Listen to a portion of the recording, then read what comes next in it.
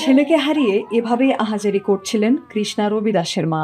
বুধবার রাতে শ্রীমঙ্গলে মোবাইল ফোন তুলতে সেপটিক ট্যাঙ্কে নেমে 4 জনের মৃত্যু হয়। কৃষ্ণা রবি দাস তাদেরই একজন। এই ঘটনায় অসুস্থ হয়েছেন আরও একজন। মারা যাওয়া অন্য 3 জন হলেন হরিণছড়া বাগানের উদয় পটনায়কের ছেলে রানা পটনায়ক, তার ভাই শ্রাবণ পটনায়ক ও লক্ষিন্দর ফুলমালির ছেলে নৃপেন ফুলমালি। এ ঘটনায় রবীন্দ্র ব্যানার্জি নামের আরও একজন অসুস্থ রয়েছেন।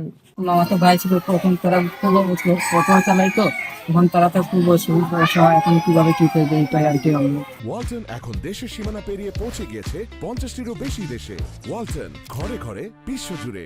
প্রত্যক্ষদর্শীরা বলছেন, বুধবার মধ্যরাতে রানা পটনায়ক টয়লেটে গেলে তার মোবাইল ফোনটি সেপটিক ট্যাঙ্কে পড়ে যায়।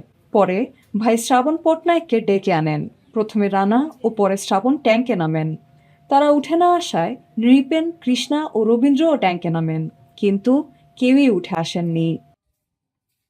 পরে বাগানের অন্য শ্রমিকরা মিলে দ্রুত তাদের সেপটিক ট্যাঙ্ক থেকে তুলে উপজেলা স্বাস্থ্য কমপ্লেক্সে নিয়ে যান।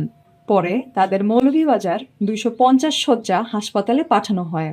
সেখানে চিকিৎসক 4 জনকে মৃত ঘোষণা করেন। আর অসুস্থ রবীন্দ্র ব্যানার্জিকে পাঠানো হয় সিলেটের ওসমানী মেডিকেল কলেজ হাসপাতালে। এ ঘটনায় আইনি প্রক্রিয়া অব্যাহত আছে বলে জানিয়েছেন মৌলভীবাজারের সহকারী পুলিশ সুপার আনিসুর রহমান।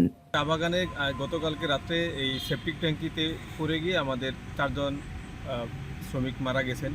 তো এখন আমাদের ভবিষ্যৎ পরিকল্পনা হচ্ছে চা শ্রমিক যারা আছেন তাদেরকে সচেতন করা, নিরাপত্তামূলক ব্যবস্থা গ্রহণ না করে সেপটিক ট্যাঙ্কি পরিষ্কার অথবা অন্য কোনো প্রয়োজনে এই সেপটিক ট্যাঙ্কির ঢাকনা উন্মোচন না করে এবং এই সেপটিক ট্যাঙ্কির ভিতরে না নামে।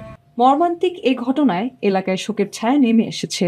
তরতাজা 4 তরুণের এমন মৃত্যু মানতে পারছেন না প্রতিবেশীরা।